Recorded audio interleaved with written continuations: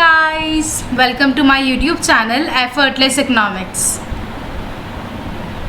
हमने previous video में cover किया था इक्विलिब्रियम अंडर परफेक्ट कंपटीशन, जिसमें हमने total concept and marginal concept देखे थे।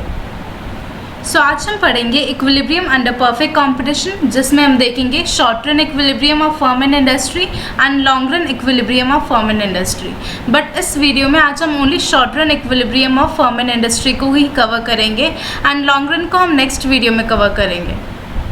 So before starting this video, do me a favor and hit that like button and subscribe to my YouTube channel to get more videos like this। एक short run में एक firm या industry जो है वो equilibrium कैसे determine करती है, तो ये देखने से पहले हम समझते हैं शॉर्ट रन होता क्या है। तो शॉर्ट रन जो है एक शॉर्ट पीरियड ऑफ टाइम से रेफर करता है, जहाँ पे कुछ इनपुट्स ऐसे होते हैं जो कि फिक्स्ड होते हैं एंड कुछ इनपुट्स ऐसे होते हैं जो कि वेरिएबल होते हैं, मतलब जिनको चेंज किया जा सकता है।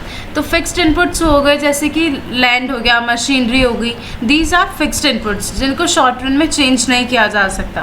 एंड वेरिएबल इनपुट्स हो गए like labour, raw materials, these are variable inputs जिनको शॉर्ट रन में चेंज किया जा सकता है। ओके, अब हम देखते हैं कि फर्म और इंडस्ट्री जो है शॉर्ट रन में कैसे इक्विलिब्रियम डिटरमाइन करती है। तो इसको हम डायग्राम के थ्रू समझते हैं। ओके, ये है हमारा इंडस्ट्री का डायग्राम, जहाँ पे जो हमारे इंडस्ट्री है कैसे इक्विलिब्रियम डिटरमाइन कर रही है वो चीज़ हम देखते हैं। तो ये है हमारी Y axis that is price, and ये है हमारी एक्स एक्सेस जो रिप्रेजेंट कर रही है आउटपुट को, एंड ये डाउनवर्ड स्लोपिंग कर्व जो है वो है हमारा डिमांड कर्व, एंड ये अपवर्ड स्लोपिंग कर्व जो है वो है हमारा सप्लाई कर्व। एंड जहाँ पे ये दोनों कर्व इंटरसेक्ट हो रहे हैं वहाँ पे हमारा आ जाता है इक्विलिब्रियम पॉइंट, एंड उसकी करेस्पॉन्डिंग है इक्विलिब्रियम प्राइस। ठीक है, तो ये जो है इंडस्ट्री ने एक प्राइस सेट कर दी है कि ये प्राइस है, अब फर्म्स क्या करेगी, इसी प्राइस को फॉलो करेगी।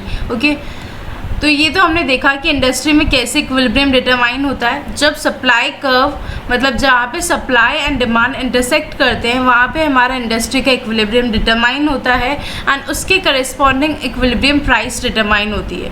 तो ये हमारी इंडस्ट्री ने प्राइस सेट करके दे दी। अब फर्म्स को क्या करना पड़ेगा, इस प्राइस को फॉलो करना पड़ेगा, क्योंकि मैंने बताया था परफेक्ट कंपटीशन में जो इंडस्ट्री होती है वो प्राइस मेकर होती है एंड जो फर्म्स होती है वो प्राइस टेकर होती है। ओके, सो अब हम देखते हैं फर्म ए का डायग्राम। तो यहाँ पे जो वाई एक्सिस है वो रिप्रेजेंट कर रही है पीसीआर को।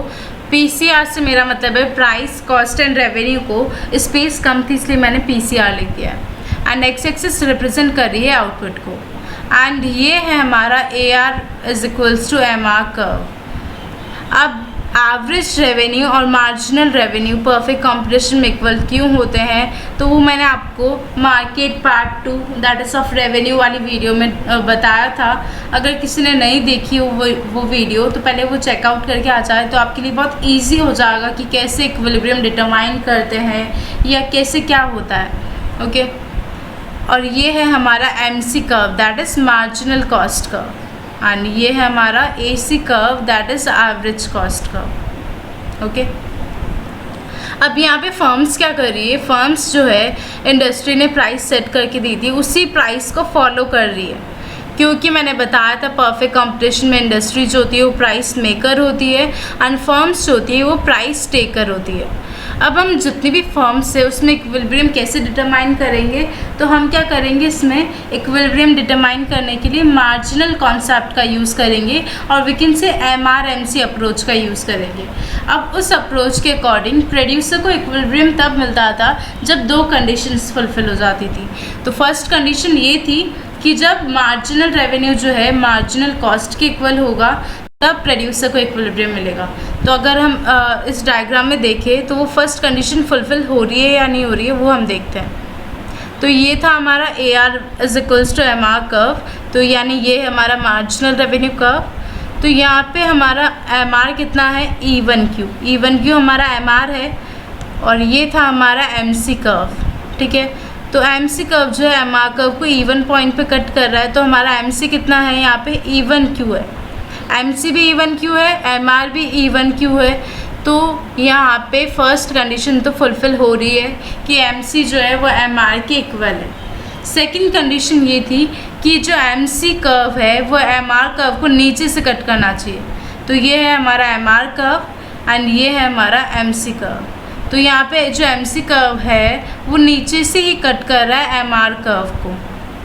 तो हमारे इवन पॉइंट पे प्रोड्यूसर को जो है इक्विलिब्रियम मिलेगा, ओके, क्योंकि यहाँ पे दोनों कंडीशंस फुलफिल हो रही है।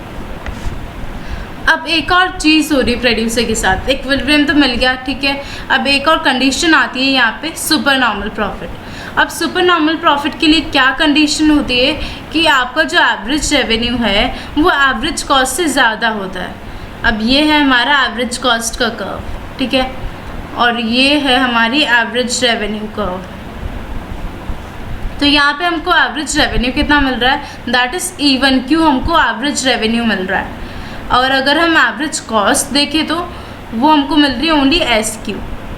तो यहाँ पे जो प्रोड्यूसर है उसको सुपर नॉर्मल प्रॉफिट हो रहा है, कितने का, ये जो PAS E1 जो है ये सुपर नॉर्मल प्रॉफिट को रिप्रेजेंट कर रहा है कि यहाँ पे प्रोड्यूसर को जो है सुपर नॉर्मल प्रॉफिट हो रहा है। इक्विलिब्रियम तो उसको यहाँ अटेंड हो गया, बट लेकिन जो एवरेज कॉस्ट है वो इक्विलिब्रियम के नीचे लाई कर रही है, मतलब प्रोड्यूसर को सुपर नॉर्मल प्रॉफिट हो रहा है। और मैंने सुपर नॉर्मल प्रॉफिट के लिए क्या कंडीशन बताई थी कि आपका जो एवरेज रेवेन्यू है वो एवरेज कॉस्ट से ज़्यादा होता है। तो अगर डेफिनेटली अगर एवरेज कॉस्ट इक्विलिब्रियम के नीचे लाई कर रही है तब तो सुपर नॉर्मल प्रॉफिट हो रहा है, और अगर ऊपर लाई कर रही है तब लॉस हो रहा है, और एकदम उसी पॉइंट पर लाई कर रही है तो नॉर्मल प्रॉफिट हो रहा है। तो ऐसे, बट उसके लिए वो हमको कैसे पता चलेगा, क्योंकि अगर ऑब्वियसली अगर नीचे लाई कर रही है मतलब एवरेज रेवेन्यू से एवरेज कॉस्ट जो है वो कम है, एवरेज कॉस्ट कम लग रही है और रेवेन्यू ज़्यादा हो रहा है। ऊपर लाई करेगी तो यहाँ एवरेज रेवेन्यू कम होगा और एवरेज कॉस्ट ज़्यादा होगी। तो अभी हम दूसरे डायग्राम्स में देखेंगे, नॉर्मल प्रॉफिट और लॉस सब देखेंगे। बस एक बार आपको मैं क्लियर कर रही हूँ, ओके। सब हम फर्म B के डायग्राम पे चलते हैं। तो ये है हमारी y एक्सिस एंड ये है हमारी x एक्सिस। तो y एक्सिस जो है वो PCR को रिप्रेजेंट कर रही है, that is price cost and revenue को, एंड x एक्सिस जो है आउटपुट को रिप्रेजेंट कर रही है। एंड यहाँ पे भी फर्म B जो है वो इंडस्ट्री ने जो प्राइस सेट करके दी थी उसी प्राइस को फॉलो करती हुई आ रही है। एंड ये है उसका AR is equals to MR का, ये जो हॉरिजॉन्टल लाइन है मैंने यहाँ पे मेंशन नहीं किया है, सॉरी, बट लेकिन ये जो है ये हॉरिजॉन्टल लाइन जो है that is plus AR is equals to MR का, मतलब average revenue is equals to marginal revenue. And ये है MC curve that is marginal cost curve, and ये है हमारा average cost curve that is AC curve.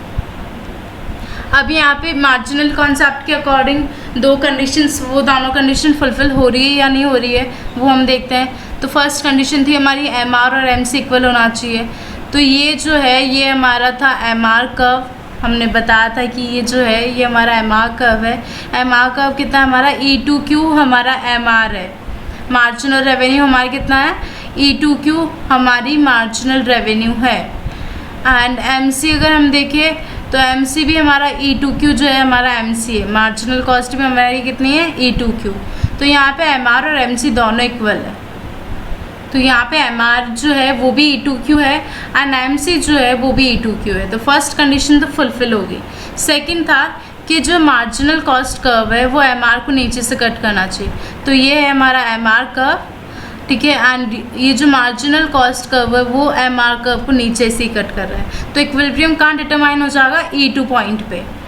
अब यहाँ पे क्या हो रहा है, नॉर्मल प्रॉफिट हो रहा है। नॉर्मल प्रॉफिट के लिए क्या कंडीशन होती है, हमारी जो एवरेज कॉस्ट और एवरेज रेवेन्यू है वो दोनों इक्वल होती है।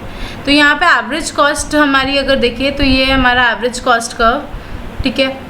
तो एवरेज कॉस्ट भी हमारी E2Q है एंड एवरेज रेवेन्यू अगर हम देखें तो ये हमारा एवरेज रेवेन्यू कर्व वो भी हमारा E2Q है। तो यानी नॉर्मल प्रॉफिट हो रहा है। अब मैंने बोला था ना आपको कि इक्विलिब्रियम से अगर नीचे होगी एवरेज कॉस्ट तो समझ जाना सुपर नॉर्मल प्रॉफिट हो रहा है, और इक्विलिब्रियम से इक्विलिब्रियम पॉइंट भी एवरेज कॉस्ट कट कर रही है तो मतलब नॉर्मल प्रॉफिट हो रहा है कि जितनी कॉस्ट लग रही है उतना ही रेवेन्यू आ रहा है, ओके।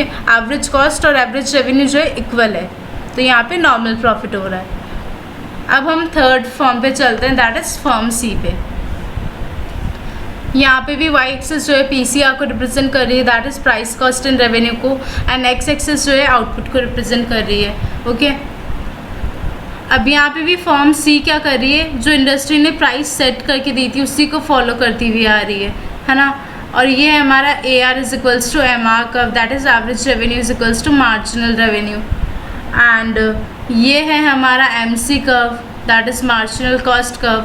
एंड ये है हमारा A C curve, that is average cost curve. अब सबसे पहले हम इक्विलिब्रियम डिटरमाइन करते हैं, तो मार्जिनल कॉन्सेप्ट के अकॉर्डिंग और we can say M R M C approach के अकॉर्डिंग वो दो कंडीशन फुलफिल हो रही है या नहीं हो रही है इस डायग्राम में, वो देखते हैं। फर्स्ट कंडीशन क्या थी, एम आर और एम सी जो है इक्वल होने चाहिए, ठीक है ना। तो यहाँ पे हमारा एम आर जो है वो कितना है, E1Q, ओके। एम आर हमारा है E1Q। तो यहाँ पे हमारा मार्जिनल रेवेन्यू कितना है, E2Q, सॉरी E3Q। E3Q हमारा मार्जिनल रेवेन्यू है। और अब हम देखते हैं मार्जिनल कॉस्ट कितनी है। तो MC जो है इस E पॉइंट पे कट करता हुआ जा रहा है, तो यहाँ पे हमारी मार्जिनल कॉस्ट भी कितनी है, E3Q, ठीक है ना। तो फर्स्ट पॉइंट तो हमारा फुलफिल हो गया, फर्स्ट कंडीशन तो हमारी फुलफिल हो गई कि MR और MC जो है दोनों इक्वल है। MR भी हमारा E3Q है एंड MC भी हमारा E3Q है, ठीक है। अब सेकंड कंडीशन हम देखते हैं कि जो MC कर्व होना चाहिए वो मार्जिनल रेवेन्यू को नीचे से कट करना चाहिए।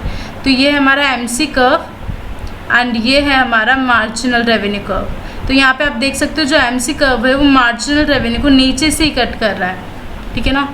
ये हमारा मार्जिनल रेवेन्यू था एंड ये हमारा मार्जिनल कॉस्ट था।